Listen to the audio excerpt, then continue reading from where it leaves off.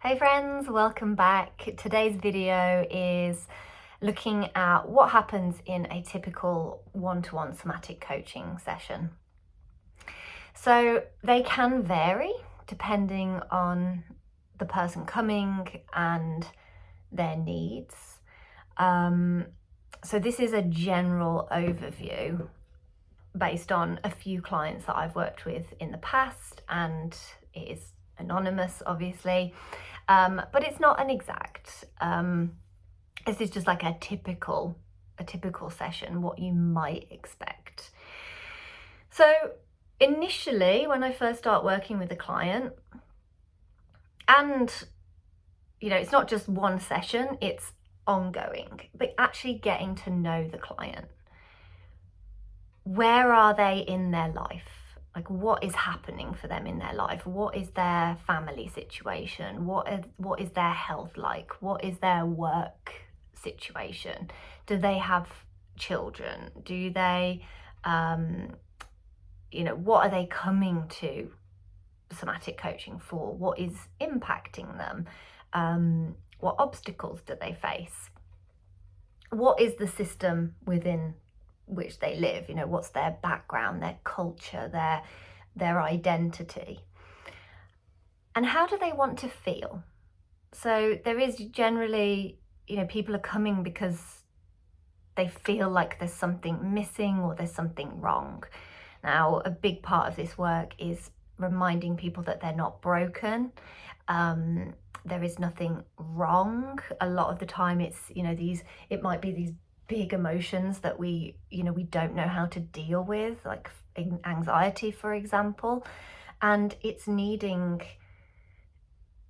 some support around that and understanding it and the context of it and learning how to manage it and be able to grow your capacity to deal with life's challenges. So if we're at a point where we're really overwhelmed, it's that message from our body that there's just too much going on, and what do we need to do to support you, to bring you back to that baseline of, okay, I feel like I can cope with this, I feel grounded, I feel safe or stable. So getting to know the client. What are their values, their priorities? What are their current resources? What hinders them? What are they not doing? What that they want to be doing? What is holding them back? What do they need help with? And then from that, I can create a plan, a loose structure. And I go in with a loose structure, like, so if somebody's telling me something, we have to take that on board. It can't just be, oh, well, I think we need to do this. What they've said to me and how they want to feel and what they want to get out of it is such an important part of it. And that will take us on the journey, that will be with us along the way. But it won't necessarily be, oh, well, this week we're going to do this and this week we're going to do that. And I will get to that. But we can keep coming back to that plan and check in with it and see, has anything shifted? Has the priorities or the values, have they changed? Has something shifted within the person that means, there's something else that we want to look at or bring in, or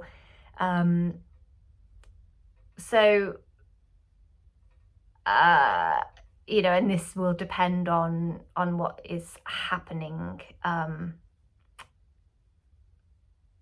This might change for the client depending on what's happening in the sessions. I am just reading my notes and I got really confused by the sentence that I wrote. So ignore that. So getting to know the client, checking in at the start of a session. So, and that is that still getting to know the client, but this might be, a couple of sessions in, or maybe we've been working together for a while, and checking in with how have they been getting on? What have they been up to in the time that's passed? Because it might be a week, it might be 2 weeks, it could be 3 weeks, depending on the availability and what we've agreed. What's been coming up for you? how have you been getting on since the last session? Was there something that you wanted to take away from the last session and start to work on yourself or implement or explore? Did that work? If it didn't, was there some resistance there? These are all really helpful little nuggets. So within somatic coaching, there's a lot of questions and, exploring like what, just trying to kind of get to the nuances of the client, and what's happening for them. So was there an action plan, something that the client was going to explore, and how did they get on with that? Because then that can kind of lead into the session, and that might be something that we actually need to look at together. So number 3, so 1 is getting to know the client. 2, checking in at the start of a session, like, that I say informal chat. It's, a checking in, like, how have you been? Actually engaging with somebody, engaging with the client. So 3, giving space for the client to arrive and check in. And I think this is such an important part, because if we don't do this, depending on how they are arriving, they might be very much in their head. Somatic coaching, let's connect with the body. Let's make sure that the client feels grounded, that they feel supported in the space, that they, that they can actually have that time to arrive, because depending on what they've got going on in their life outside, it's not just, this is part of the systems. Like, the client isn't just turning up and everything's hunky-dory. It's like, what's been going on for you? Like, how are you arriving? That's a huge, can give us some huge messages, really important messages. So getting them into their body, finding some outer stability, some inner stability. It might be grounding, moving, orienting. It might be,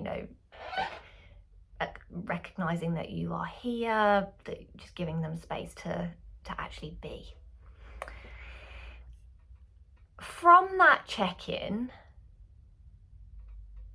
and the client checking in with themselves and asking, how am I today? Like, what is going on for me? And that space to actually pause and listen. And again, this really depends on who the client is, their individual needs, and where they're at. If they are if they've been in a freeze state, for example, just kind of going through the motions, just kind of, not really feeling into their body, there'll be a lot of work around reconnecting with the body. So it might not be a case of them being able to sense something. So it will be, at that point, it would be helping the client to learn how to connect with themselves. And that could be something that we do for a few sessions. It really is, it's client led. So it's, we can't just jump from the client not feeling their body, do 2 sessions on that, and then go, okay, well, now we're going to do this inner critic work, or whatever it might be. It can be a slow process, and it is up to the client. They have that choice. Where do they want to go with it? But also, I'm here to be to ask those questions. How are you feeling? How are you actually feeling? Are you ready for that? Anyway, I'm going off on a tangent. So following on from that check-in, the sessions can be very intuitive. We have our original plan or loose structure. We've got that. So we know what the overall feel of the support is. But the sessions themselves, there might be like, oh, today I thought we might do this, but it might not actually, it might not go that way. It might be that what is coming up for the client in the moment. Is there something that they'd like to explore today? Is there something that they've been struggling with over the week or 2 weeks that they want to bring in?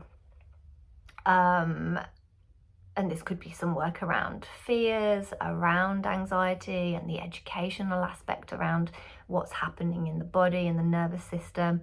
It could be some work around boundaries, exploring joyful movement, exploring some really small movements, especially if somebody is in that freeze state, for example, or if they don't trust their body, like if being in their body is really uncomfortable, maybe it will be some really small movements just to start to feel back in. It could be resting. I worked with a client who suffered from chronic fatigue, and there was not a lot of resting happening outside in their life. There was a lot of giving to others and caring for others and showing up for others, and working as well, and not really paying attention to the fact that they needed to rest and that their body was saying we need to rest. So looking at the relationship to rest, actually giving them some space to lie down, to rest their body, to do some movement that would be more restful. It might be like a guided meditation, a yoga nidra. It could be those are some examples. It could be some looking at the breath and how that can impact fatigue. So it might be, looking at the different types of rest in there as well. What is their relationship to rest, and how could they bring more of that in? Is that what they need? One client who had really bad health anxiety, after we'd been working together for a while, felt ready, and this came up in a session. There was, there was some fear and sadness there, and the client felt ready to check in with her younger self, a younger part of herself, that was scared and that was worried about health. So it is very intuitive, and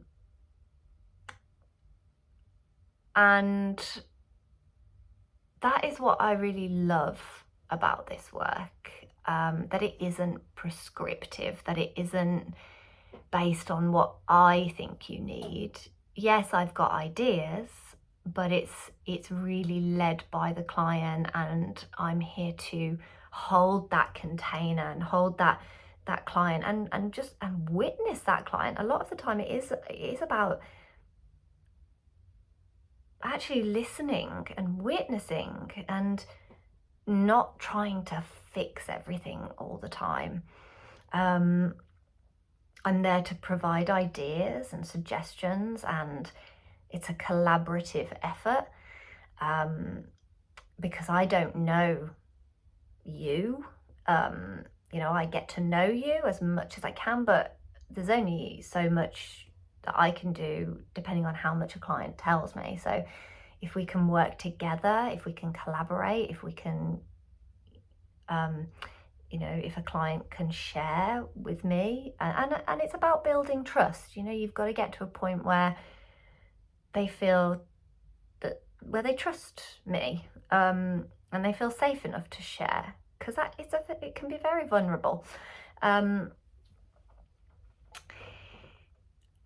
There is a lot of choice, ensuring that the client feels safe and that they feel stable enough in the moment, and that's a huge part of it, like listening into, do I feel okay to do this today? There's no pressure to work on something. There's no pressure to do anything. Sometimes, as I said, it's about being witnessed and having the space to be with yourself and be with your emotions. And that can be so powerful. That can be really, really helpful. And then from there, what is needed? What is needed? And this work, you know, some people, you might listen to this and go, oh, well, I could do that on my own. It's like, yeah, we can, but we also need to be heard, and be seen and learn the tools. So, you know, this isn't generally, it's not a case of working with somebody for years and years and years and ongoing and ongoing and ongoing. It's, we get to a point where the client feels ready to move on to go out and start implementing it on their own. And if they need to come back, they can. I'm here. At the end of the session, we'll check in again. And if necessary, there might be, well, I always ask, what are you taking away? But there might be an action plan. There might be, you know, and I think action plan is a bit too, like, well, what are you going to do? As I said, it's not, you know, it's not about like fixing and actually and having to take something away, but there might be something that a client has really resonated with that they want to start implementing into their life. And that could be a practice or a particular tool. It could be starting to do more journaling, or it could be starting to get out into nature more and connect with nature. Lots of different things. I won't go into all of them. And I really hope that this has given a little bit of an insight. And if you feel like this work would benefit you, if you would benefit from one-to-one somatic coaching, I have a couple of spaces available from the end of May, from May time. You can book a 30-minute connection call with me so we can have a chat, we can get to know each other, and you can make sure that it's the right fit for you.